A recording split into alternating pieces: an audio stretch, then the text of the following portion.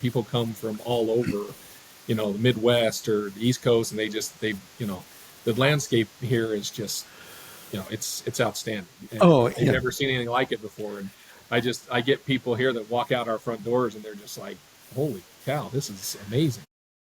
Well, hello, Chad. How are you doing today? I'm great. How are you? I am just doing marvelous, thank you. So, you guys, as I mentioned earlier in the introduction, my special guest today is Chad Pettingill. He is the general manager at the Ledges Golf Club in St. George, Utah. And for those of you who don't know, St. George is becoming quite the golf mecca in the universe, isn't it, Chad? It is. We're on the map now, for sure. Yes. Yes. And the other thing that is on the map is the Fish Rock Grill restaurant over there at the Ledges, which is near and dear to my heart for a couple of different reasons, not the least of which is that I'm going to be performing there next Thursday. So I want you guys to all come out. And I do want to personally recommend I think it's the chicken marsala. You just need to go and order that. That's a pretty good dish. Oh my gosh, it is absolutely one of my favorites. It is so good. My wife likes it too, so we have to kind of go back and forth. So are you going to get it tonight, or am I going to get it tonight when we can share something else? Yeah, who's sharing with who, right? Yeah, who's sharing with who? So I wanted to have you on the show because you have got a really interesting story that I think will benefit a lot of people. The fact that you're a second generation PGA golf pro, and you gained your PGA membership back in 1999. So before I drone on about that, why don't you tell us a little bit more about you, how you got started in all this, and what led you to be the GM at the Ledges Golf Course? Yeah, sure. Growing up in this business, I just loved it, right? My father was a PGA golf professional, and I grew up on a golf course. That's where I spent my childhood, which was fantastic. I had free reign of the golf course and could play and have a good time. And so, as I grew up and watched, my father and interacted with the employees there at the club, which was called Valley View Golf Course up in Layton, Utah. I just loved it. And, I thought, man, this is pretty cool. I just get to come out and hang out at the golf course and get paid. So Yeah. at that time, didn't know all that goes into it, but thought it was a pretty cool industry. And so that's what I made my career. Wow, that is awesome. It's just too bad you had such a deprived childhood and had to grow up on a golf course. I feel really bad about that. But, before we go any further, I have to tell you something, a little bit about me. And I want you to know that today, you, Chad, have the distinct honor of actually speaking with the worst golfer in the entire world. Yes, that's me. Well, I don't believe that. No. I'll share this story with you really, really quick. So in the olden days, I played in a Board of Realtors golf tournament. And at the end of the golf tournament, a guy by the name of Ron Mathis, who was the broker with Coldwell Banker, he comes up to me and he puts his arm around me and he goes, Michael, you are a really nice guy. Everybody here likes you. Never play in this tournament again. And for the next 12 or 13 years, my job was to drive the beer cart because they knew I wouldn't drink the beer. They wanted me out there, but just don't play golf. So that's keep you on the golf course, helping out, but not playing, yeah, right? Yeah, do not play. So you're welcome. I'll sign my autograph next time I see you out there. So I understand that you graduated from the University of Utah, and you remember the golf team there? Yeah. Played on the University of Utah golf team for 4 years, and loved every minute of that. It was a great experience. So how did you get your PGA membership? Even though I'm a non-golfer, I know that's a really big deal. So tell me about that. Yeah, just after I graduated from college, I had decided that this was the career that I wanted to pursue, and so I just dove headfirst into it. And there's some schooling that you got to go to through the PGA, and then and then you have to, pass a player's ability test and a few different things. But there's a lot that goes into it. You have to know business, and you have to know restaurant, and you have to know cart fleet management and teaching lessons and running tournaments. And so as a PGA golf professional, you definitely wear a lot of hats throughout the day, and you get to, but that's why I love it. Is it every day is different. Every day you get a new challenge. You get to do something different. You get to meet different people and help them with their game, or provide a great experience for them on the golf course, and that's what I truly love. So, in addition to being a golf instructor when you're the PGA golf professional, sounds like it's actually a business within itself, isn't it? It is. It's multiple businesses. You have Yes. to run a golf shop and be able to merchandise, sell merchandise. You're teaching lessons. You're running a golf course. There's a lot. Usually the food and beverage operation, you have some part of as a golf professional too. In my role now as a general manager, I have all those responsibilities. But it's something that you wear many hats throughout the day. I think that's something that most small business owners can really relate to, the fact that we all have to wear different hats. You're in sales, you're in marketing, you're in employee management, you're an HR director. You've got a merchandise. I have to go to my Chamber of Commerce meeting. It's time to do networking. And I would imagine that being a PGA golf pro is an excellent networking opportunity, and you get to meet all kinds of folks that may be able to benefit your business. It is, yes, and people, they definitely like to talk about golf, right? So Yeah. it's a pretty easy segue into meeting people. So I'm a big believer in networking, business networking. I'm a member of a couple different networking organizations, and not being a golfer myself, but the years that I was able to drive the golf cart, I was able to see the networking, the business networking opportunities that golf really affords someone. And, contacts are being made, deals are being made, all this kind of stuff is going on. And I think part of the reason why that's applicable is because you're really building and you're interacting on a personal level. You're not just going out there trying to sell somebody something. You're getting to know them on a personal level. You're developing a relationship. And that's really how businesses, successful businesses are done. The fact that you're building a business relationship, a personal relationship, and people get to know you and they get to like you. If they like you, they trust you, because people don't do business with people they don't like or trust. So maybe we should all just be golfers. That should be our new marketing strategy. Get out on the golf course and meet some people and start networking. I think that's great. Yeah, the golf course is a great place to network. It's a great place to meet people. It's a great place to do business, right? I mean, when you can get on a golf course and you're side by side with maybe your client or a vendor or whoever it is, and you spend 5 hours, 4.5, 5 hours together, and kind of sharing that golfing experience, you can get a lot of work done. You can get to know each other very well, and I've seen a lot of deals and a lot of business being done on the golf course. Yeah. So currently you're the GM of the Ledges Golf Club. Does that mean you have your own PGA pro there taking over those duties, or what are your duties as the GM for the club? As the GM of the club, it's kind of like being this COO or the CEO of the business. I manage all aspects of the club.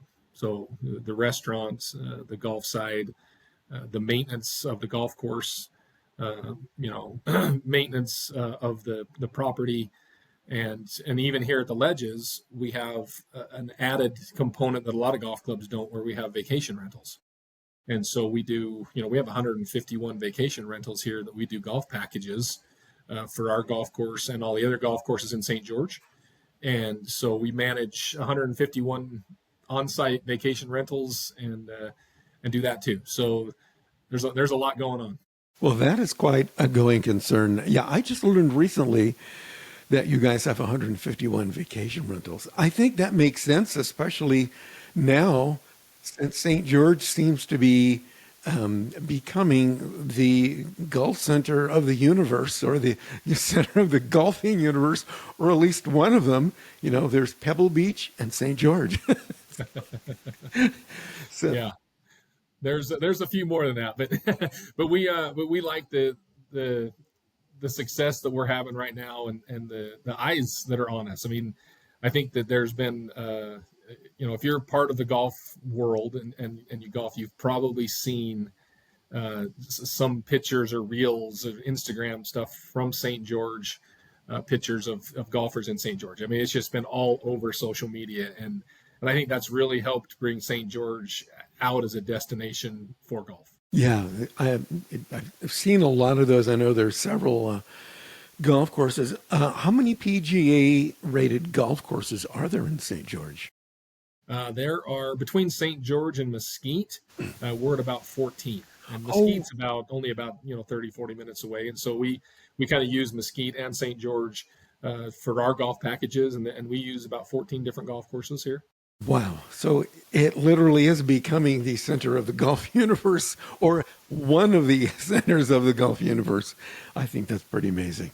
Yeah, and with the dramatic landscaping here, you just can't beat it. People come from all over, the Midwest or the East Coast, and the landscape here is just, it's outstanding, and Oh, they've yeah. never seen anything like it before. And I get people here that walk out our front doors, and they're just like, holy cow, this is amazing. Yeah, you're absolutely right. I haven't seen anything like this. Maybe there's one other place, and that is the Garden of the Gods in Utah. We're This, in Colorado, yeah. yes, I mean, yeah, call it Garden of the Gods in Colorado. This is rivals it in every way, shape, or form. The one in Colorado, it kind of looks like when God was creating the planet. It was like, I'm going to put this big red rock thing over here, and over here would be a good place for another one. And then he came to Utah, southern Utah, and goes, I have all these great, cool red rocks left over. Let's make some more mountains. That's right. The scenery is spectacular. When we first drove out there, and we were driving down to the ledges, we literally just stopped the car just to look. It's like, oh my gosh, this is spectacular. I can see why they're building all these different golf courses, and you guys are situated perfectly. The view is stunning. So congratulations on that. It is. Yes, thank you. Who builds that? Who owns the Ledges Golf Club? The Ledges is owned by just a group of local St. George businessmen.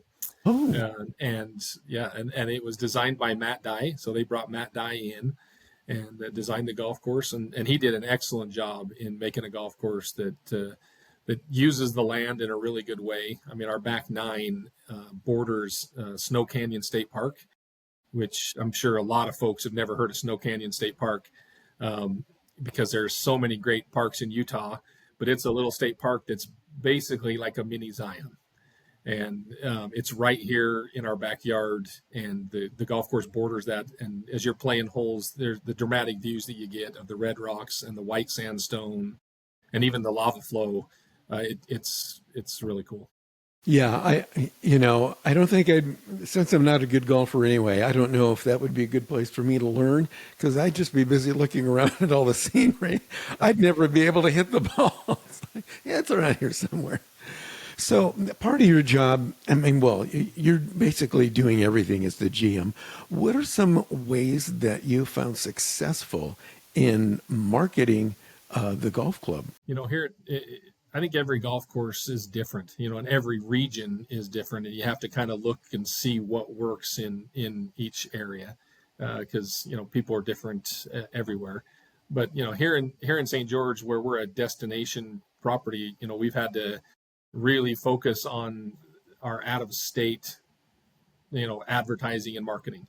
And so, we do a number of different things, including going to some of the golf shows that are in other cities like Chicago or Milwaukee or Toronto, Canada, stuff like that, Texas, down in Dallas.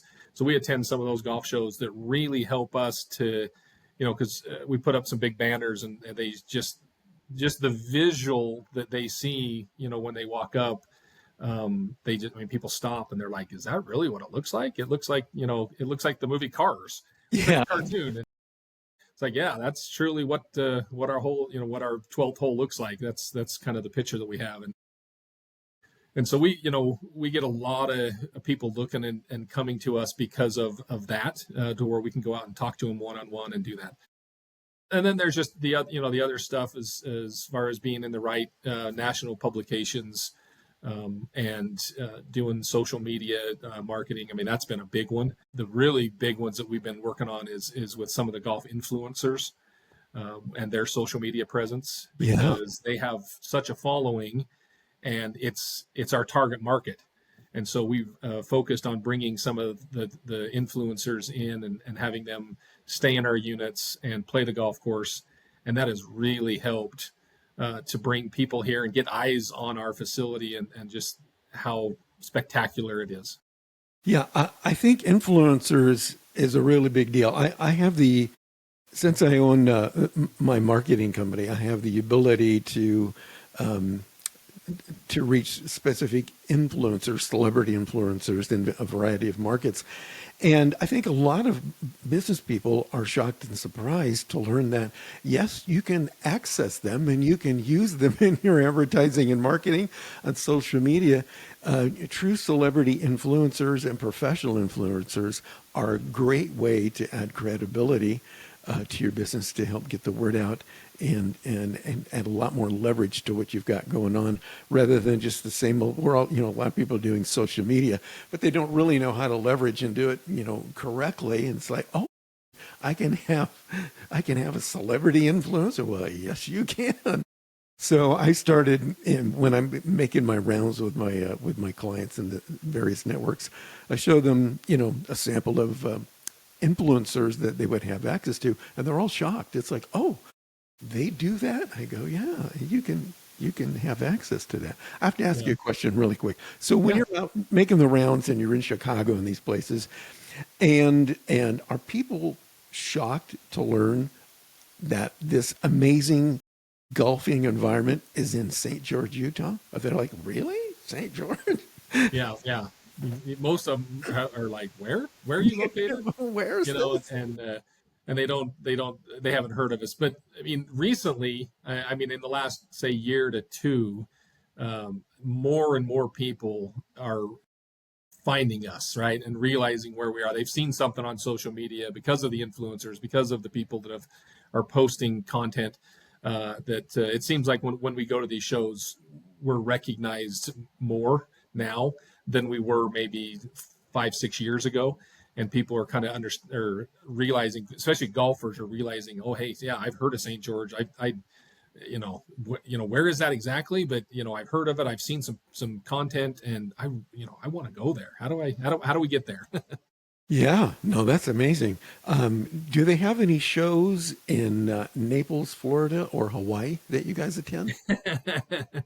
I'm sure they do. We haven't stretched that far yet, but Well, I would like to let you know that if you attend one of those shows, I'm happy to volunteer my time to work in the booth. You yeah, don't, I might have a lot of volunteers for those. you don't even have to pay me. Just get me there, feed me, and that's it. So, no, I think that would be a lot of fun. But I think that's amazing. I talk to people when I go back and visit family and friends down in Laguna Beach and Newport, and there's a few nice golf courses down in that area. There's And a couple. yeah, there's a couple, and I tell them, I mean, I live in St. George, and this is what's going on, and we like to go to these golf courses. And they wait, there's golf courses in St. George? I go, yes. What do you think this is? Stagecoach country or something? When you look at the red rocks, I told my wife, sometimes I expect to see John Wayne in a stagecoach galloping down through the western landscape in there. But I know people are sometimes shocked to learn that this is a really happening place for a lot of great golfers and things like that. What are some events that you guys have at the Legends Golf Club to kind of help get the word out, or just to kind of make it enjoyable for people who come and visit? We try to have something going on all the time, whether it be on the golf course or in the restaurant, uh, vacation or in our vacation rentals. So we know we do a number of events in the restaurant. We do the typical Mother's Day brunches. We do Father's Day specials, just that kind of the holiday specials and stuff. One of the fun things that we do that you obviously know about that you'll be here next Thursday is every Thursday night we have live music, and we target or showcase a local artist from here in St. George and in the surrounding area, and it's fun. People come and kind of just hang out and eat some good food from the Fish Rock Grill, but also just listen to some good music. And we have all different kinds. And we have so we have some guys doing rock and roll. We have some guys doing country. We have some just all kinds of music types. And so it's, those are some of the fun things that we do. And then just throughout the year, we have a few fun golf events that you have at the different golf courses. But and so we're always doing something fun. Yeah, you guys, like around the holidays, I know that I think around Thanksgiving and Christmas, don't you have like the big Thanksgiving Christmas buffet soiree thing going on? I know we went out there one, I think it was last year, it might have been for Christmas. We had Christmas dinner out there. And it was like, oh, we need to come back to this place. Yeah. Since with our vacation rentals and the people that are kind of in town, we do some of those fun holiday events like Christmas Eve dinner and a really nice dinner for New Year's Eve, and we get people that come to us from all over that will come over and have dinner with us. Yeah. So I want to ask about your 151 vacation rentals. Yeah. How are those set up? Are they like condos? Are they homes? Can more than one family fit in one? How does that work? Is I live out in Desert Color. I know you know where that is. And Yeah. and in Desert Color, we've got these vacation rentals, and you can fit like 30 people in these things. Do you have something like that, or how are yours configured? We do. We have all kinds. So our vacation rentals are privately owned. So they're privately owned, and we manage them for the privately owned folk.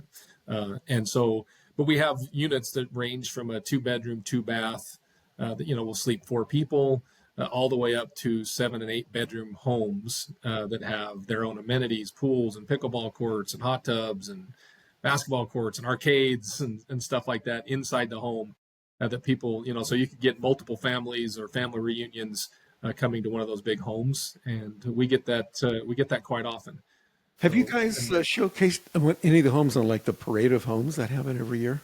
we have, yeah, we normally have for the last 4 years we have had a parade of home here in the ledges, and most of the time we are building a new vacation rental and showcasing that home, then selling it to someone that wants to put it in our rental pool, and then we use it for vacationers that want to come down and experience just St. George and hike and bike, and there's so many outdoor activities you can do here, or being that we have a golf course and that great asset, we put these golf packages together and keep those units as full as we can. Well, when the next one rolls around, what are they generally in February, something like that?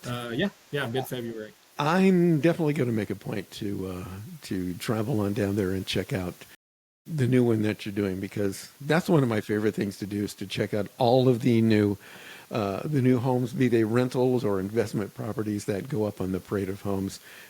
And I would encourage anybody who's listening from out of state, February would be a good time to do that. Come on out, check out the parade of homes, play some golf, enjoy some good cuisine over there at the Fish Rock Grill, one of my favorite places to go. So, in fact, since I'm playing there next Thursday night at 6 o'clock, I've told all of my friends and all of my musician buddies who I surprisingly were unaware that there was live music at the Fish Rock Grill, and you guys have this amazing cuisine.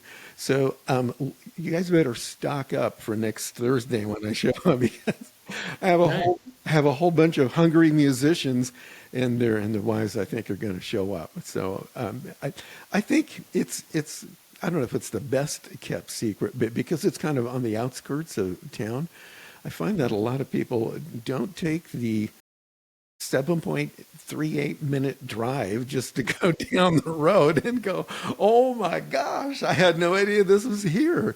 Yeah, So I think that's pretty amazing. Really, it really. is. It's far enough away that you kind of feel like you're on a little mini, vacation, or you're Yes. a night out, right? It's a little special night out, but it's close enough that it's not a big deal, right? And it's funny how people though think that we are so far away. When I first moved here and started at this job, people would ask me, oh, well, where do you work, or what golf course you run, and I would tell them, they're like, oh, way out there, way out there. It's like less than 10 minutes from downtown. I know. But there's a lot of people here that still have uh, that small town attitude, and they're like, oh, that's a long ways away. Yeah, I know when we were living in Orange County, California, it was nothing to drive an hour or an hour and a half just to get somewhere. We're going to go to dinner. We're going to look at this. That was just part of the lifestyle. It's like, oh, it's only an hour away. And then when we moved here, our mindset shifted, and it's more like, oh, it's like 10 minutes. It's like, listen, we're used to driving an hour. Don't complain about 10 minutes. So, I got to go all the way across town. That might take me 10 or 12 minutes. my gosh. So, Chad, before we go, we got about a minute left here. What are some great words of wisdom that you can leave with us, and tell us a little bit more about the Ledges Golf Course, and how we can get a hold of you or make a reservation to play golf or have dinner? Sure. Yeah. The best way to do that is on ledges.com. We have a great website. You can book your vacation rentals. You can book golf. You can see every one of our vacation rentals, and it's a great facility. So it's jump on there quick and look at it, and you'll be able to see all the great stuff we have to offer. Great. I'm excited about that. Once again, a shameless plug that I will be playing out there at the Fish Rock Grill next Thursday night from 6 to 8. Bring your friends. Come hungry. Order the chicken marsala. And maybe, Chad, will you be there? You'll shake all of our hands and say hi. Yeah, I will be there on Thursday. Absolutely. I got to listen. I got to come and listen to all the great artists. that's good. I'm sure you'll enjoy my selection of Albanian yak zither music. I'm looking forward to it. It's going to be great. We'll see you guys again next time with another exciting adventure. And let's make it easy for people to give you money.